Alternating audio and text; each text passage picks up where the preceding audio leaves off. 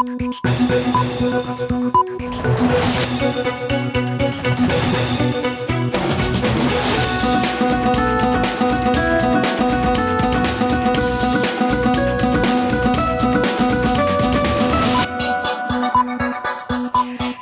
মাছরাঙা সংবাদে, আপনাদের সঙ্গে আছি আমি নাবিলা ফেরদৌস।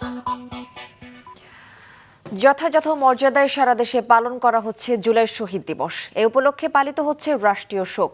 দেশের সকল সরকারি, আধা সরকারি ও স্বায়ত্তশাসিত প্রতিষ্ঠান এবং শিক্ষা প্রতিষ্ঠান সহ সব সরকারি ও বেসরকারি ভবন ও বিদেশে বাংলাদেশ মিশনগুলোতে জাতীয় পতাকা অর্ধনমিত রাখা হয়েছে। শহীদদের রুহের মাগফিরাত কামনায় সব মসজিদে বিশেষ দোয়া ও অন্যান্য উপাসনালয়ে বিশেষ প্রার্থনার আয়োজন করা হয়েছে। কোটা বিরোধী আন্দোলন চলাকালে গত বছরের 16 জুলাই রংপুরে পুলিশের গুলিতে বেগম রোকেয়া বিশ্ববিদ্যালয়ের ছাত্র আবু সাইদ নিহত হন। এই দিনটিকে সরকার জুলাই শহীদ দিবস হিসেবে ঘোষণা করেছে।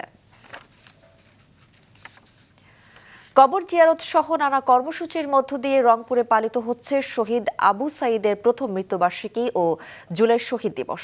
সকালে রংপুরের পীরগঞ্জের জাফরপাড়ায় শহীদ আবু সাইদের কবর জিয়ারত ও ফুল দিয়ে শ্রদ্ধা নিবেদন করেন বেগম রোকেয়া বিশ্ববিদ্যালয়ের উপাচার্য ডক্টর শওকাত আলী, রংপুর জেলা প্রশাসক, পুলিশ সুপার সহ বিভিন্ন রাজনৈতিক ও সামাজিক সংগঠনের নেতৃবৃন্দ, বিশ্ববিদ্যালয়ের শিক্ষক ও শিক্ষার্থীরা। সকাল 9টায় বিশ্ববিদ্যালয় ক্যাম্পাসে কালো ব্যাজ ধারণ করে একটি শোক র্যালি অনুষ্ঠিত হয়। উদ্বোধন করা হয় আবু সাইদ তোরণ ও মিউজিয়ামের ভিত্তিপ্রস্তর এবং আবু সাইদ চত্বর স্মৃতিস্তম্ভ স্থাপনের কাজ। পরে বেগম রোকেয়া বিশ্ববিদ্যালয়ের আলোচনা সভায় উপস্থিত ছিলেন আইন উপদেষ্টা ডক্টর আসিফ নজরুল, শিক্ষা উপদেষ্টা ডক্টর চৌধুরী রফিকুল আবরার, পরিবেশ উপদেষ্টা সৈয়দা রিজওয়ানা হাসান এবং মুক্তিযুদ্ধ বিষয়ক উপদেষ্টা ফারুকী আজম বীর প্রতীক। অনুষ্ঠানে প্রধান অতিথি ছিলেন আবু সাইদের বাবা মকবুল হোসেন। রংপুরে বাকি 21 শহীদদের স্বজনরা ছিলেন বিশেষ অতিথি। এক বছরে আবু সাইদ হত্যা মামলায় তেমন কোনো অগ্রগতি না হওয়ায় হতাশ তার পরিবার, সহপাঠী ও আন্দোলনকারীরা। দ্রুততম সময়ে বিচার কাজ শেষ করার দাবি তাদের। রংপুর থেকে স্টাফ রিপোর্টার ফুয়াদ হাসানের পাঠানো তথ্য ছবি নিয়ে ডেস্ক রিপোর্ট।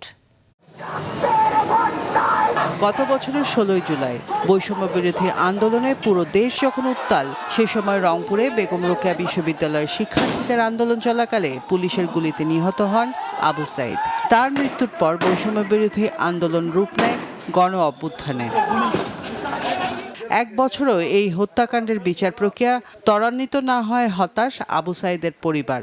সন্তান হত্যার দ্রুত বিচারের দাবি আবু সাইদের স্বজনদের। দুর্নীতিমুক্ত নাগরিকদের অধিকার সুনিশ্চিত হয় এরকম একটা রাষ্ট্র দেখতে চাই আমরা। এই রাষ্ট্রে আর কোনো বৈষম্য দেখতে চাই না, নাগরিকের সুবিচার নিশ্চিত হয় এরকম আমরা একটা রাষ্ট্র দেখতে চাই। আমার সরকারের কাছে দাবি যে আবু সাইদ, বীরশ্রেষ্ঠ আবু সাইদ শহীদ দিবস হিসাবে যেন নামকরণ করা হয়, এটাই আমার দাবি। এ বিষয়ে বিশ্ববিদ্যালয় প্রশাসন থেকে সব ধরনের সহযোগিতা করা হয়েছে বলে জানান বেগম রোকেয়া বিশ্ববিদ্যালয়ের উপাচার্য। এখন পর্যন্ত কিন্তু সম্পূর্ণ চার্জশিটের তালিকাটি প্রকাশ করা হয়নি, সেহেতু কাকে সেখানে অন্তর্ভুক্ত করা হচ্ছে এবং কাকে সেখানে বাদ দেওয়া হচ্ছে সেই বিষয়টা নিয়ে আসলে আমরা অত্যন্ত হতাশ। আমি আবু সাইদ হত্যা মামলার 1 নম্বর সাক্ষী। আবু সাইদ হত্যা মামলা কোথা থেকে কিভাবে আন্তর্জাতিক ট্রাইব্যুনালে গেল আমি আজ পর্যন্ত জানি না, বা সাক্ষী হিসেবে যে আমাকে রিপ্রেজেন্ট করা উচিত ছিল বা জানার উচিত ছিল। ধরলাম সাক্ষী না, বাট আমি তো একজন প্রত্যক্ষদর্শী। আমরা তো আমাদের সামনেই তো ঘটে গেছে, সবকিছু ঘটনা ঘটে গেছে, আমাকে কখনো ডাকা হয়নি। এই মামলাটা যেন দ্রুত গতিতে এই যারা আসামি যে চিহ্নিত করা হয়েছে তাদের যেন দ্রুতভাবে সুষ্ঠুভাবে বিচার করা হয় এবং তাদের জন্য গ্রেপ্তার করা হয়। আবু সাইদের হত্যা মামলায় আন্তর্জাতিক অপরাধ ট্রাইব্যুনাল 30 জনের সম্পৃক্ততা পেয়েছে। এদের মধ্যে 4 জনকে গ্রেফতার করা হলেও বাকি 26 জনকে এখনও গ্রেফতার করতে পারেনি প্রশাসন। মাছরাঙা নিউজ ডেস্ক। জুলাই পদযাত্রা কর্মসূচির অংশ হিসেবে আজ গোপালগঞ্জ, মাদারীপুর ও শরীয়তপুরে পদযাত্রা ও পথসভা করবে জাতীয় নাগরিক পার্টি এনসিপি। সকাল 10:30টার দিকে জাতীয় নাগরিক পার্টির নেতাকর্মীরা বরিশাল থেকে গোপালগঞ্জের উদ্দেশ্যে রওনা দেয়। জাতীয় নাগরিক পার্টির মাস জুড়ে জুলাই পদযাত্রার অংশ হিসেবে আজ গোপালগঞ্জ শহরের পৌর পার্ক পথসভার কর্মসূচি রয়েছে। সেখানে কেন্দ্রীয় নেতারা অংশ নেবেন। এরপর মাদারীপুর ও শরীয়তপুরে পথসভা করবেন তারা। এদিকে গোপালগঞ্জের এনসিপির পদযাত্রাকে কেন্দ্র করে কর্তব্যরত পুলিশের ওপর হামলা করেছে নিষিদ্ধ ঘোষিত সংগঠন ছাত্রলীগের নেতাকর্মীরা। এই ঘটনায় আহত হয়েছেন পুলিশের ৩ সদস্য। এরা হলেন সদর উপজেলার গোপীনাথপুর পুলিশ ফাঁড়ির পরিদর্শক আহমেদ বিশ্বাস, কনস্টেবল কাউসার ও মিনহাজ। আহতদের গোপালগঞ্জ 250 শয্যা বিশিষ্ট জেনারেল হাসপাতালে ভর্তি করা হয়েছে। হামলার সময় পুলিশের গাড়িতে আগুন ধরিয়ে দেয় হামলাকারীরা। বিষয়টি নিশ্চিত করেছেন পুলিশ সুপার মোহাম্মদ মিজানুর রহমান। পরে সেনাবাহিনী ও পুলিশ পরিস্থিতি নিয়ন্ত্রণে আনে। নিবন্ধন স্থগিত থাকা আওয়ামী লীগের নির্বাচনী প্রতীক নৌকা সংরক্ষিত তালিকা থেকে বাদ দিয়েছে নির্বাচন কমিশন। সকালে কমিশনের ওয়েবসাইট থেকে এই প্রতীক অপসারণ করা হয়। পুরনো রাজনৈতিক দল আওয়ামী লীগের নির্বাচনী প্রতীক ছিল নৌকা। এই প্রতীকেই ভোটের লড়াইয়ে অংশ নিয়েছে দলটি। তবে 24-এর আন্দোলনের ক্ষমতাসীন দলটির ভূমিকার কারণে আদালতের নির্দেশে এর নিবন্ধন স্থগিত রাখে নির্বাচন কমিশন। এই সিদ্ধান্ত কমিশনের ওয়েবসাইটেও দেওয়া হয়। তবে দলীয় প্রতীক বহাল ছিল। সম্প্রতি এনসিপির নেতারা সিইসির সাথে দেখা করে নৌকা প্রতীক সংরক্ষিত তালিকা থেকে বাদ দেওয়ার দাবি জানান। এর কিছুদিন পর কমিশন আজ এই সিদ্ধান্ত নিল। জুলাই আগস্ট বৈষম্য বিরোধী ছাত্র আন্দোলনের সময় 5ই আগস্ট আশুলিয়ায় হত্যার পর 6 জনের মরদেহ পোড়ানোর মামলায় 8 আসামিকে আন্তর্জাতিক অপরাধ ট্রাইব্যুনালে হাজির করা হয়েছে। এর আগে গত 2রা জুলাই আশুলিয়ায় 6 জনের মরদেহ পোড়ানোর মামলায় সাবেক এমপি সাইফুল ইসলাম সহ 16 জনকে অভিযুক্ত করে ট্রাইব্যুনালে আনুষ্ঠানিক অভিযোগ দাখিল করে প্রসিকিউশন।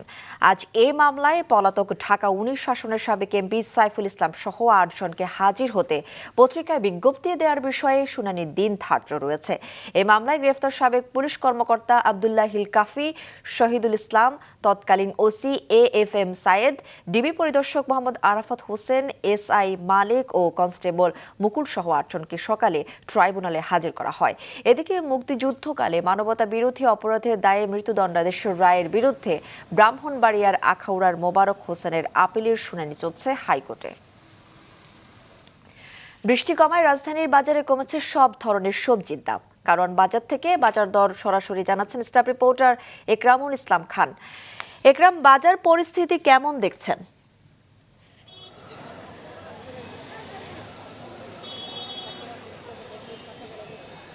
বিগত 3-4 দিন বৃষ্টির কারণে কিন্তু রাজধানীর বাজারে সব ধরনের সবজির দামই বেড়েছিল। বিশেষ করে কাঁচামরিচের দাম 300 টাকার উপরে চলে যায়। আজকে কিন্তু বাজার পরিস্থিতি অনেকটাই স্বাভাবিক। বিক্রেতারা বলছেন সব কিছু 30 থেকে 60 টাকার মধ্যে সব ধরনের সবজি পাওয়া যাচ্ছে। বিশেষ করে নিত্য প্রয়োজনীয় যে সবজিগুলো, পটল, ঢেঁড়স, পেঁপে, এগুলো 30 থেকে 50 টাকা কেজির মধ্যেই পাওয়া যাচ্ছে। আর মরিচ এখন 150 টাকায় বিক্রি হচ্ছে। এছাড়া আমরা মুরগির বাজারও দেখেছি, সেখানে মুরগি বিক্রি হচ্ছে ব্রয়লার 160 টাকা কেজিতে এবং সোনালী বিক্রি হচ্ছে 280 টাকা কেজিতে। আর ডিমের ডজন পাওয়া যাচ্ছে 115 থেকে 120 টাকা কেজি, 120 টাকাতে। এই ছিল আমার কাছে সবশেষ রাজধানীর বাজার থেকে। একরাম, আপনাকে ধন্যবাদ। বাজার পরিস্থিতি সরাসরি জানালেন সহকর্মী একরামুল ইসলাম খান। আন্তর্জাতিক, গেল 24 ঘন্টায় গাজা উপত্যকায় ইসরায়েলি বাহিনীর হামলায় 61 প্যালেস্টাইনি নিহত হয়েছেন। আহত হন অনেকেই। গাজার স্বাস্থ্য বিভাগ সূত্র জানিয়েছে, উপত্যকার উত্তরাঞ্চলীয় 7টি শরণার্থী শিবিরে হামলা চালিয়ে 23 জন প্যালেস্টাইনিকে হত্যা করেছে ইসরায়েলি সেনারা। আহত হয়েছেন বেশ কয়েকজন। এদিকে রাফা শরণার্থী শিবিরের কাছে গাজা হিউম্যানিটেরিয়ান ফাউন্ডেশনের ত্রাণ নেওয়ার সময় 30 গাজাবাসী নিহত হন। এছাড়া ইসরায়েলি সেনাবাহিনী উপত্যকার উত্তর থেকে 16টি এলাকায় বসবাসকারীদের চলে যাওয়ার নির্দেশ দিয়েছেন।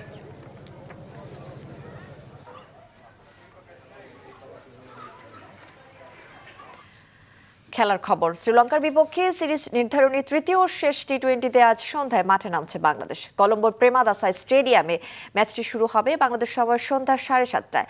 গেল টি-20তে লঙ্কানদের বিপক্ষে 83 রানের বড় জয় পেয়েছিল বাংলাদেশ। সে জয়ের আত্মবিশ্বাস টাইগাররা শেষ ম্যাচেও চায়। তবে টি-20 ফরম্যাটে শ্রীলঙ্কার বিপক্ষে এখন পর্যন্ত কোনো সিরিজ জিততে পারেনি লিটনরা। এবার সেই আক্ষেপ গোছাতে মরিয়া বাংলাদেশ দল। সঙ্গে সিরিজ জিতে সফরের শেষটা রঙিন করার সুযোগ টাইগারদের সামনে। কলম্বোর প্রেমাদাসা স্টেডিয়ামে লিটন মিরাজদের সাফল্যের পাল্লাও ভারী। এই মাঠে শ্রীলঙ্কার বিপক্ষে 4টি টি-20 খেলে 3টিতে জিতেছে টাইগাররা।